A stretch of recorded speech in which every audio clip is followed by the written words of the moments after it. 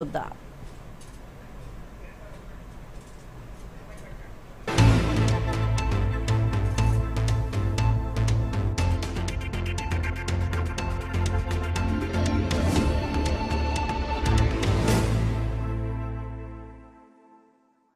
ప్రపంచ కుబేరుడు Elon Musk కు చెందిన టెస్లా భారత్లో తొలి విక్రయ కేంద్రాన్ని ఈ నెల 15న ముంబైలో ప్రారంభించనుంది.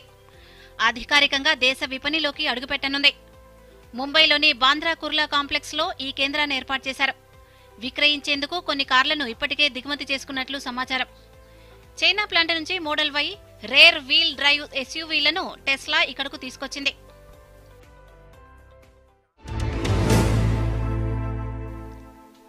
యూపీఐ దన్నుతో మిగతా ప్రపంచ దేశాలన్నింటిలోకెల్లా భారత్లో చెల్లింపుల విధానం అత్యంత వేగవంతంగా ఉంటోందని అంతర్జాతీయ ద్రవ్య నిధి తెలిపింది. 2016లో ప్రవేశపెట్టిన యూపీఐ విధానం చాలా వేగంగా వినియోగంలోకి వచ్చిందని ఫిన్టెక్ నోట్లో పేర్కొంది. అదే సమయంలో నగదుకు ప్రత్యామ్నాయమైన డెబిట్, క్రెడిట్ కార్డు లాంటి ఇతరత్ర సాధనాల వినియోగం గణనీయంగా తగ్గిందని వివరించింది. ప్రస్తుతం యూపీఐ ప్రతి నెల 1800 కోట్ల లావాదేవీలు ప్రాసెస్ చేస్తోందని ఐఎంఎఫ్ పేర్కొంది. లార్జ్ క్యాప్, మిడ్ క్యాప్ విభాగంలో కంపెనీలకు స్థానచలనం చోటు చేసుకోనుంది. Large cap, mid cap, small cap పరంగా సవరించిన జాబితాను మ్యూచువల్ ఫండ్స్ సంస్థల అసోసియేషన్ ప్రకటించింది. ఈ సందర్భంగా Indian hotels, solar industries, Mazagon dock shipbuilders, Apollo hospitals తదితర కంపెనీలు మిడ్ క్యాప్ నుంచి లార్జ్ క్యాప్ విభాగం కిందకు రానున్నాయి.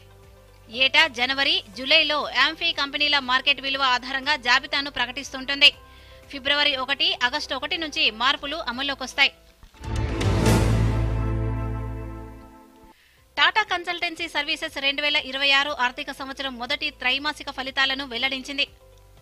నికర లాభం వార్షిక ప్రాతిపదికన 6% పెరిగి 12,760 కోట్లకు చేరుకుంది.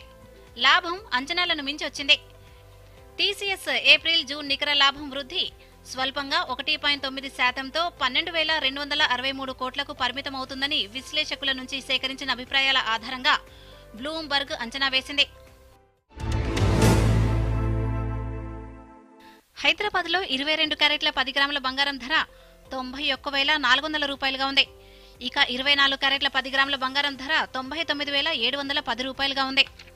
ఇక దేశ రాజధాని ఢిల్లీలో 22 క్యారెట్ల 10 గ్రాముల బంగారం ధర 91,550 రూపాయలుగా ఉండగా 24 క్యారెట్ల 10 గ్రాముల గోల్డ్ ధర 99,860 రూపాయలుగా ఉంది.